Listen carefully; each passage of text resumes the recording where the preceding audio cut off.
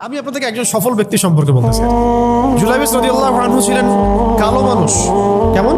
তো কালো, খুব উচ্চ বংশের না, ঠিক আছে, খুব উচ্চ বংশের না, খুব সুদর্শন না, খুব লম্বা না, খাটো টাইপের মানুষ, একটু বেটে টাইপের মানুষ। টাকা পয়সা একদমই নাই, একদমই টাকা পয়সা নাই, বংশমর্যাদা এইসব দিক থেকে তাকে আন্ডার স্টিমেট করা হয় আর কি।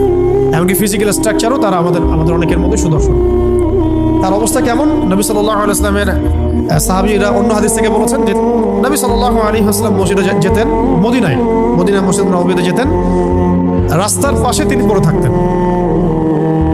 ধরেন আমরা মসজিদে হেঁটে আসতেছি, রাস্তার পাশে একজন বসে আছেন, গায়ের জামা কাপড় খুব একটা উন্নত না, ছেঁড়া, তাসবিহ নিয়ে জিকির করতেছেন। আপনি কি খুব ফোকাস করবেন তার দিকে? করবেন না কিন্তু। মানুষ তার দিকে ফোকাস করে না খুব একটা, যাওয়া আসা করে সে পড়ে থাকে। কেউ খাবার দিলে খায়, না দিলে খায় না, এইভাবেই তার দিন যাচ্ছে। কোথাকার ঘটনা এটা? মদিনায়, হিজরতের পরের ঘটনা।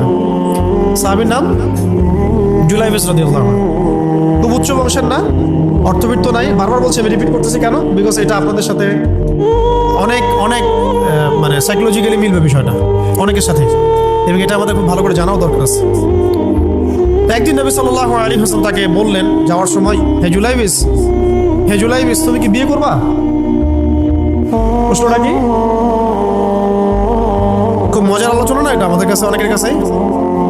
হে জুলাইবিস, তুমি কি বিয়ে করবা না? প্রশ্নটা এরকম ছিল, হে জুলাইবিস, তুমি কি বিয়ে করবা না? উনি তো আকাশ থেকে বললেন, ইয়া রাসূলুল্লাহ, আমাকে কে বিয়ে করবে? আমার না আছে চেহারা সুরত, না আছে আমার বংশমর্যাদা, না অর্থনীতি, আমি কিভাবে বিয়ে করবো? কে মেয়ে দিবে আমাকে? কে আমাকে মেয়ে দিবে? ওদিন নবী সাল্লাল্লাহু আলাইহি ওয়াসাল্লাম চলে গেলেন, কিছু বললেন না। পরের দিন আবার বললেন, ইয়া জুলাইবিস, আলা তাতাযাওয়াজ, তুমি কি বিয়ে করবা না?